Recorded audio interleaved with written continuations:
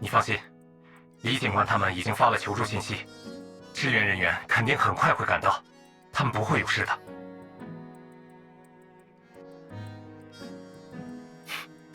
我也只能做些安慰人的事，一直都是这样。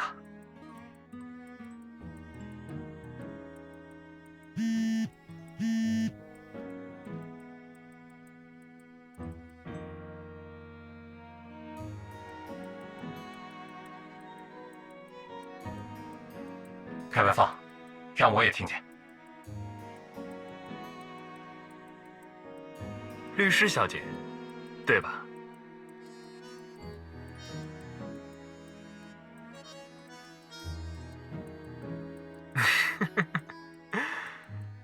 律师小姐把我记得这么清楚，那就好说了。他们让你带着证据先走，对吧？啊，我想让你把证据拿过来交给我。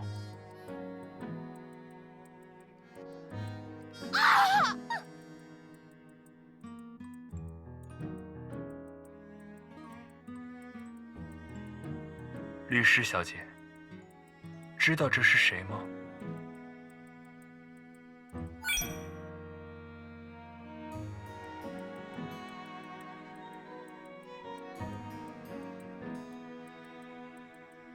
别紧张，我只是掰折了他2根手指，给你提个醒而已。现在我们可以好好聊聊了，对吗？律师小姐，把证据拿给我，否则我会让纪晓宇死得很难看。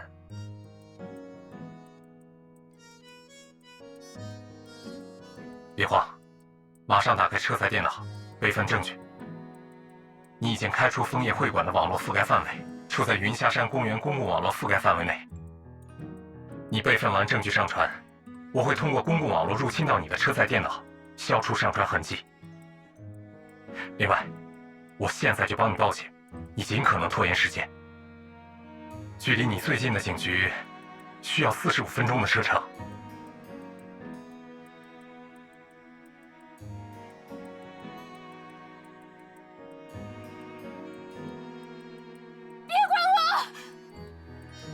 律师小姐，如果不是你找到我，我早就想死了。我不怕，就算是死，我也要拖着这些害死我姐姐的人一起下地狱。你别过来，这才是把我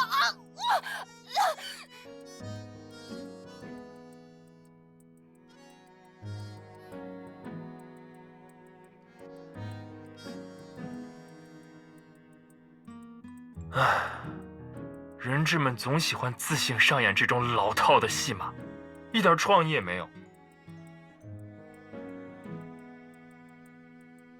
回归我们的正题吧，律师小姐，你想怎么做呢？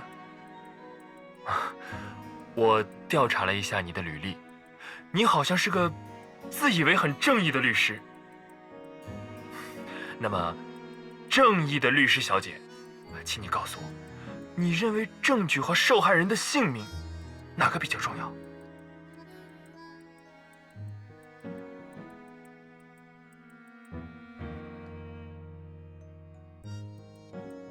正义的人士，从来都坚称人的生命安全重于任何东西，但你却不说话。哦，看来你是觉得证据比纪晓宇的命更重要，对吧？也是啊，毕竟证据对你更有价值。不管是对警方还是对你而言，比起因拯救某位无辜群众而错失关键证据，让破案功亏一篑，还是摧毁一个重大社会团伙更能带来实际利益吧。警方可以拿到功勋，获得升迁，小姐你也能获得曝光度，出名，然后拿到更多案源。至于某位倒霉的无辜群众呢？为了夺取胜利，前进的道路上总会有些牺牲的。而且这些受害人们啊，还总是非常主动地帮你们免除后顾之忧。就算是死，我也要拖着这些家伙一起下地狱。被媒体采访的时候，面对受害人家属的时候，还有夜深人静的时候，你都会这么安慰自己吧？我是达成了受害人的遗愿，然后再流下几滴廉价的泪水，自己心安理得地成为英雄。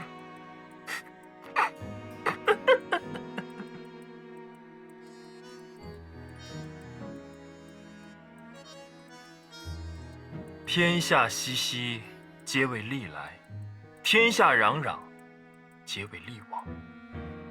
人都是精致的利己主义者，你想这么做，我当然也无所谓。只不过我们这些真小人更坦荡，而你们却是群假正义的伪君子。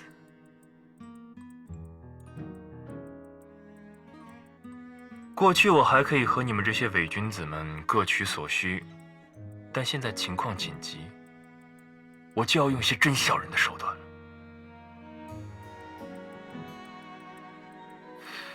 受害者的性命当然比不过你想要执行正义的虚荣心。哎，那你自己的名声和虚荣心哪个比较重要呢？律师小姐，如果你不过来的话，我可是会把你见死不救的这段音频剪辑好了放到网上哦。利用舆论给法庭施压也是律师的常见手段，你应该很清楚这里面的厉害吧？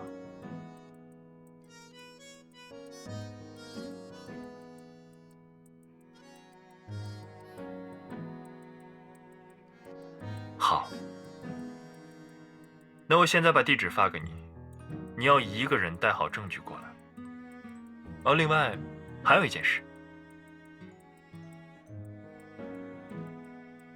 点开短信里的链接，这样你的手机就会被植入木马，短信、电话记录、网页记录，还有话筒，一切都会被我控制。你可不要想挂掉电话后偷偷报警。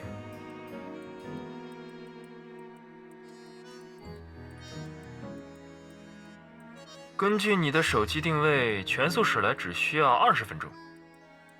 如果磨磨蹭蹭的想耍小聪明的话，我有的是办法让你知道什么叫后悔。好，那我等着你。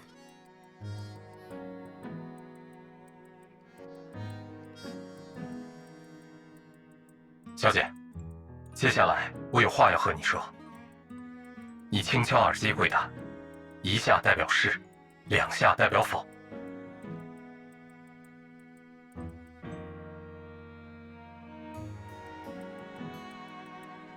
我必须提醒你，即便你送证据过去，你和纪晓雨也不会幸存。钱毅和纪晓晴就是前车之鉴。他约你见面的地点是段正在整修的山道，正常情况下根本不会有人过去。他想干什么，你应该很清楚。果然，你是知道的。你不是警察，没有义务以身犯险过去营救纪晓雨。我已经把刚刚的通话录音，并且报警。宋恒发你的地址，我也一并给了警方，他们会派人前往营救。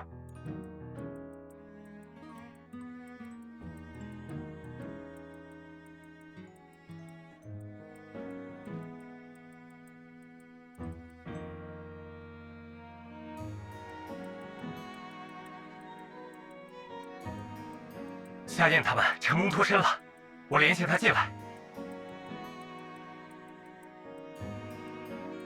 是我。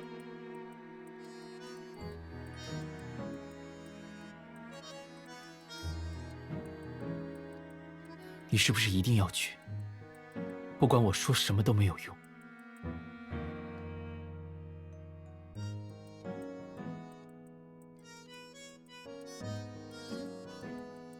我到宋恒的位置需要35分钟车程，你到那里之后，不管用什么办法拖住15分钟，我一定会赶到救你的，一定会。